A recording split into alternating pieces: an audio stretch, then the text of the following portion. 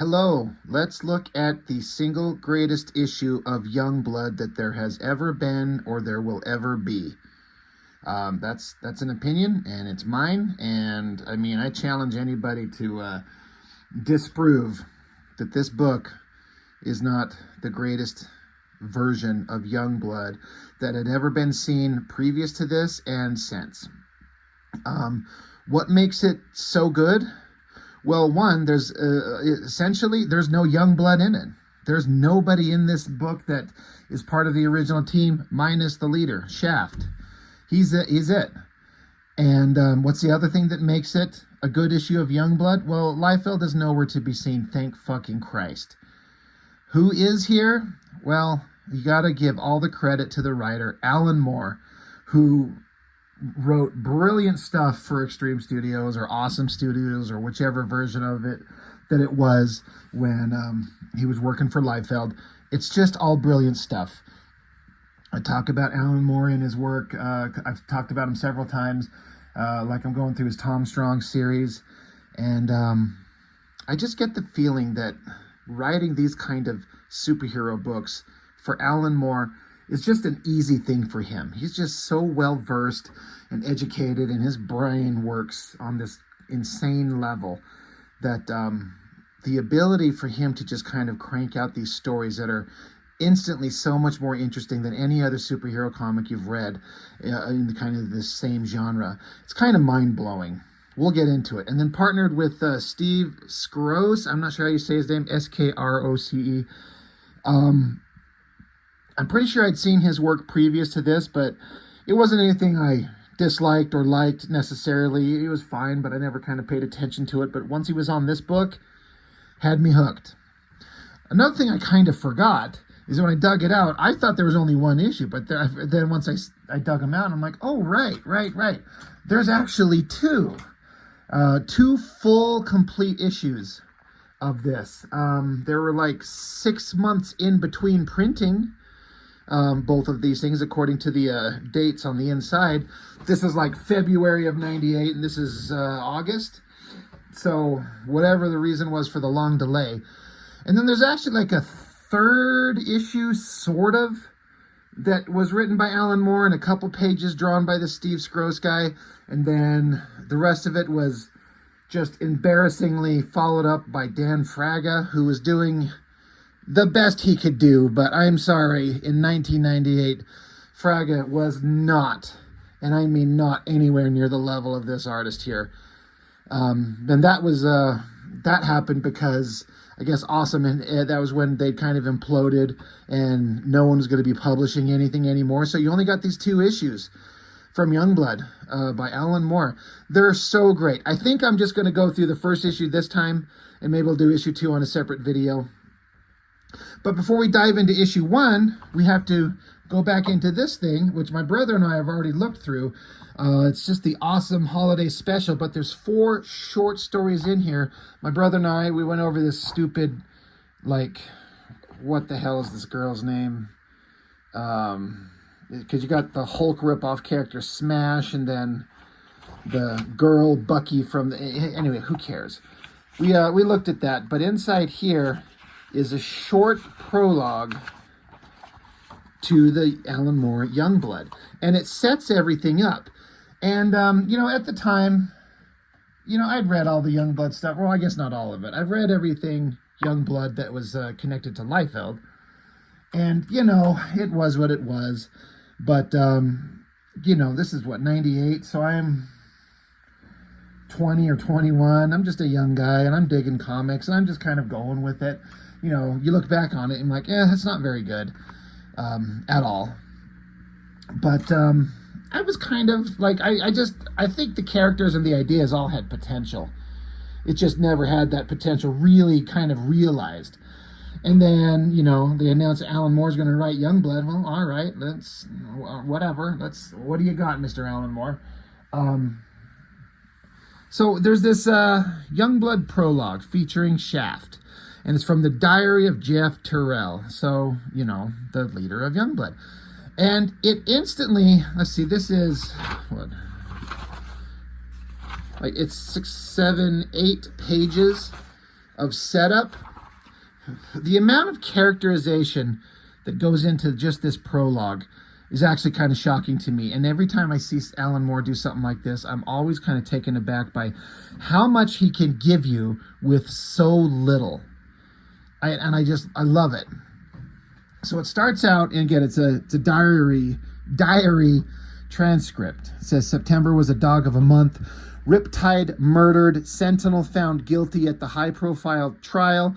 YoungBlood disbanded. So I guess I should point out that they're talking about Judgment Day by Alan Moore and a host of artists, including Liefeld.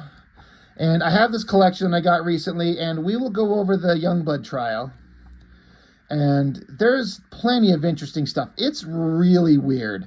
This is one of the more weird things that Alan Moore's ever written, because it's a superhero high-profile trial, but it goes off in weird directions. And I just kind of assume because he wanted to do something different. I mean, why wouldn't you? That would seem to be the smart thing to me. But sorry, I'm just looking at the story. I'm like, do I even remember what this is? Who wrote this one? This might be a continue. Anyway, I haven't actually read the entirety of this thing yet. But Judgment Day, the trial that they're talking about here. So this is after all of that. After, Riptide was murdered, Sentinel was found guilty, YoungBlood is disbanded. So he says, sometimes life blows up in your hands. He says, everybody just sort of vanished. Combat went back into space to rejoin his troubled people. I always complained about using the can after him, but I'll still miss him.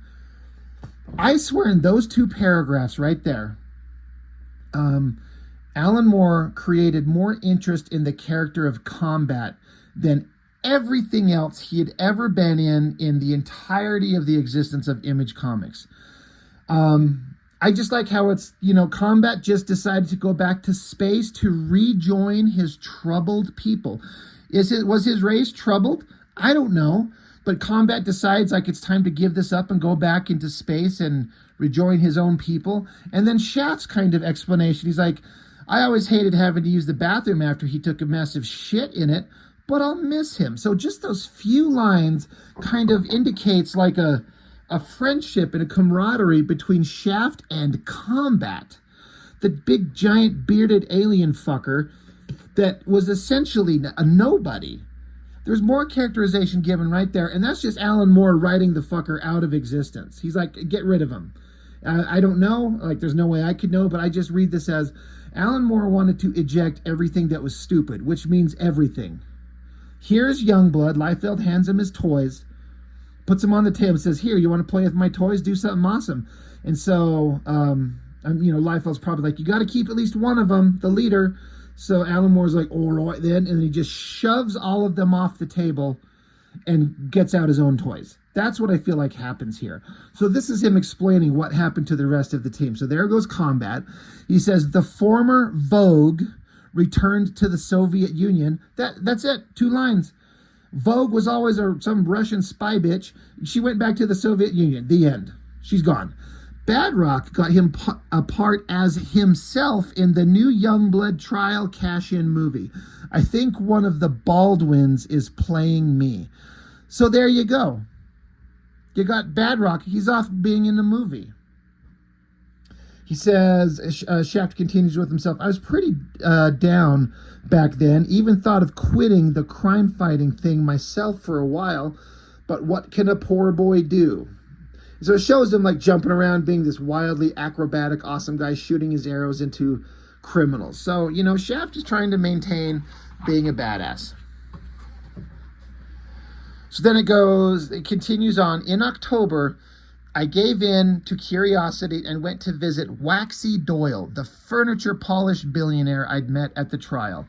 In the 40s, Doyle was a 5th-string superhero called Waxman. Now he wants to relive his youth in proxy by founding a new YoungBlood.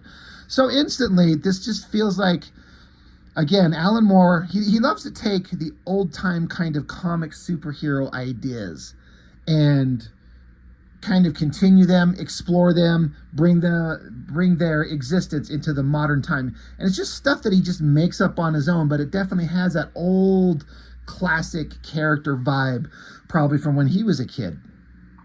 He does this in Supreme. He does this in Tom Strong. And I kind of love it. All these old characters that he kind of manufactures are way more interesting than anything that was going on in YoungBlood. And again, it was just a simple line. He's just a Fifth Street, just like a hack-ass superhero back in the 40s that would shoot wax out of a gun. But he wants to relive his glory days by founding a new YoungBlood team. So Shaft's narration continues, says, his mansion, House of Wax, naturally, will be turned over to the new team as a headquarters. He showed me around. Turned out he's a super team buff. Lectured me for hours on obscure groups I'd never heard of. The Metamen, the Stormers, the Sacred Seven, the Fantastic Whore. Doyle's a nice enough old guy, but kind of boring. It seems his only condition on funding YoungBlood is that his adopted son, Leonard, gets to be in the new team. This could be a problem, not because Leonard's in a wheelchair, but because Leonard's a prize jerk. So again, now we're getting introduced to a new character. And with a few lines of dialogue, we understand mostly about what he is. That Shaft isn't concerned that this guy's in a wheelchair, but that is an interesting point. We got a member of the team who's crippled and unable to walk. But the guy's also a super jerk-off. Like, just rude, apparently. So he says, Leonard, he did this big routine about how all the black guys in YoungBlood turned out to be evil, like Chapel and Sentinel. I was about to tell Doyle to forget the whole thing when Leonard decided to show me his laboratory. So we cut over. Little tiny regular-sized human guys here. Giant mechanized robots all over the place. Shaft continues, after that, I pretty much decided that if Leonard wanted to be in the team, then that was fine by me. He has about 5 robo-bodies of different sizes. They're called Big Brother. The biggest ones have multiple seating and sleeping room inside, so the new team won't need a Quinjet or a YoungBlood mobile or whatever. So again, I feel like this is Alan Moore making fun of like the stereotypical tropes of these superhero books. And I think it's great. Shaft keeps going. Anyways, I said yes to Waxy's proposal and moved into the mansion. By November, we'd arranged auditions for the new team. Waxy said we had to focus on the youth aspect. Frankly, I think he just likes teenage girls, but I didn't say anything. Hey, I like teenage girls. That line could sound a little creepy. But then you got some girl, goth-looking girl, pale skin, dark hair, some punk kid with maybe his mom there, and then some younger girl with maybe her dad or grandfather there, just lined up, like they're holding auditions for the team. Like, okay, what do we got? New YoungBlood roll call, almost. But then he says, mind you, our first candidate was technically 44 years old, but around 25 of those were apparently spent in suspended animation. Biologically, she's 19. Her real name's Linda Kendall, better known as Professor Knight's assistant, Twilight, the Marvel Girl. And so Professor Knight's this character that was introduced, I think, in Supreme as like a Batman analog. And this is like an assistant to Professor Knight. Those are stories I haven't read yet. I'm trying to track them down. And so it shows this Twilight girl kicking the shit out of Shaft. Shaft says, I remember their licensed TV show from the 60s. She must have been like 12 or something back then. Uses blackout bombs during our practice skirmish. She decked me before I got off one good shot. I guess she's pale, but interesting. Actually, I really liked her. I wish I could say the same about our next applicant who arrived late. So we get this shot from outside of a window, these long feminine legs coming down, like feet first. It says this was because she'd been near a black hole in Andromeda, then rescued some puppies from a kennel fire. Suprema. Imagine Nancy Drew with thermonuclear capacity, and you've got pretty much the idea. So in the comics, there's Supreme, which is Liefeld's version of Superman, and I think it was Alan Moore who introduced the idea of the girl version. Like, you got Superman and Supergirl, you've got Supreme and Suprema. I think he's her sister. And the funny thing about this girl is that she's got unbelievable godlike powers, but she's like the most goody two-shoes, like 40s era good girl thing. It's a really funny juxtaposition that I've never seen in a character like that before, which is, again, why Alan Moore is brilliant. But like they say, imagine Nancy Drew with a thermonuclear capacity, and you've pretty much got the idea. After scorching my fingers with a super speed handshake, she said I could join her team, but that I should get a haircut. So I like that she's also kind of ditzy and clueless and checked out. She's like, you can join my team, but you need to get a haircut. She then left because she had to polish the moon or something. So again, perfect characterization built up in just a few panels. The next contestant, John, I'm not even sure how you say this last name, Paneckzik. I'm not even going to try to pronounce that. Turned up with his mother, who proudly described the kid as an in vitro fertilization from some unnamed genius father. He says, funny, Linda was raised by her uncle. Leonard is adopted. I think Suprema was too. It doesn't necessarily mean anything. I'm just saying is all. So it's like Shaft is kind of piecing together that none of these people were raised by their actual parents. I don't know if that's something that was ever going to go anywhere. But, so Waxy, the old guy, took the mom off for a walk somewhere while Shaft interviewed the son. He says, he changed into his suit that he designed. Tiny laser lenses and mirrors all over it for producing hologram images, speakers that broadcast modulated sound, a buzz gun firing designer drug ampules. It's sort of like being attacked by a rave party. And so you see in this panel, basically this kid puts on his suit here, and he projects holographic images all around him of whatever he can come up with. So again, that's an interesting thing. It's just not some violent guy with a gun that shoots or some hot babe with knives that kicks and punches and stabs. He's just this kid that can create profoundly convincing holographic images. Shaft says he calls himself Johnny Panic, which he tells me is a quotation from Sylvia Plath. I'm not sure, but I think that's the lead singer from Garbage. So that is such a funny line. Alan Moore throws in the funniest shit where Shaft doesn't know. He's like, he tells me that's a quote from Sylvia Plath. I'm not sure, but I think that's the lead singer of Garbage. Hilarious joke if you get the context. After Johnny and his mom left, we interviewed the last applicant, Rachel Richards, who was chaperoned by her grandfather. Granddad, as it turns out, is Rex Richards, an old colleague of Waxy's from the 40s. He used to be known as Doc Rocket. And so I like that the girl's just standing here, and Steve Skroce gets like body language so perfect. She's like this bubbly little kid with this cute little wave, her hand waving, and this smile on her face, and she's very excited to be there. Really neat.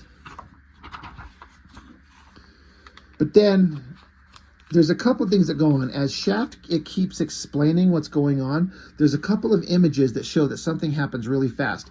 Shaft says his granddaughter also insists on being called Doc Rocket. I asked for a demonstration, so she changed into her costume. So in one panel, you got that previous shot where she's just standing there waving, and then boom, her clothes are just there by herself. Her body is gone. And then a blink of an eye, she's right back in there in the space of a thought. She's in this spandex outfit, looking all cutesy and fun. She's like, there's my costume. Like, so she's the speedster, the fast one, instantly quick. And so Shaft says, later that night, I watched a security camera replay slowed down almost 1,000 times. I still didn't see where she got the costume from. And so now we get to see that video security camera footage of her, excuse me, these multiple images of her changing from her outfit, being undressed, completely naked, and then putting on the outfit so you can see that we could see all the motions that she goes through that happens in a fraction of a millisecond. It's such a great way to show the speed of a character whose ability is to move impossibly fast. And when we get to the other books, they do it again, and it's some of the best depictions of characters going fast that I've ever seen in any comic. Shaft's narration here continues. He says, I didn't really see how she'd inherit her grandfather's powers either. Didn't he get them by injecting rocket fuel or something? I mean, wouldn't that just kill you? It was a naughty philosophical question. I watched the video around 15 times thinking it over. Again, some hilarious characterization. Shaft is at home, on the TV, remote in hand, just lounging on the couch, beer, presumably, and he's just saying how he watched this video of her changing out of her clothes like 15 times or something.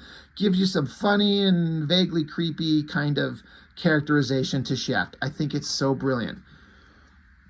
It says, through early December, we began training as a team. It was completely hopeless the first day. Suprema managed to alienate everybody except Twilight, who's known her for longer and can actually stand her. Naturally, things changed as weeks wore on. They got worse. Suprema started insisting that we throw out everyone except her and Twilight. So again, more characterization on this goody two-shoes Suprema who doesn't get along with anybody, who she doesn't find agreeable. Says here, she wants to enlist Skipper, and in quotations it says Toby King, the lawyer who busted Sentinel, and Roman's nephew, this kid called Lamprey, who can't breathe out of water. So again, it's like goofy superhero stereotypes was taken to a ridiculous degree. Like, there's a kid, but all he can do is breathe underwater. Shaft says, I told her that I didn't want a junior allies, which she eventually accepted. He says, hell, I didn't even want a senior allies, but according to the news, Die Hard had reformed them anyway. We needed the competition. So there's some kind of indication of where Die Hard went. He's off reforming his old superhero team from World War II, I guess. So then we cut to this big monstrous face of some creature somewhere. And the text says, actually, maybe we did. Everybody seemed to sober up once they realized how amateurish we'd look by Christmas. Everyone seemed to sober up once they realized how amateurish we'd look. By Christmas, we were a semi-functional team. Unfortunately, Christmas can be emotionally stressful. This may be why an emotionally fueled mutant, Stormhead, chose Christmas Eve to go nuts in Coast City. So it's like their first major battle. And we end on this great splash page of all the characters that we've just been introduced to here, and some villainous guy is standing here. Great perspective.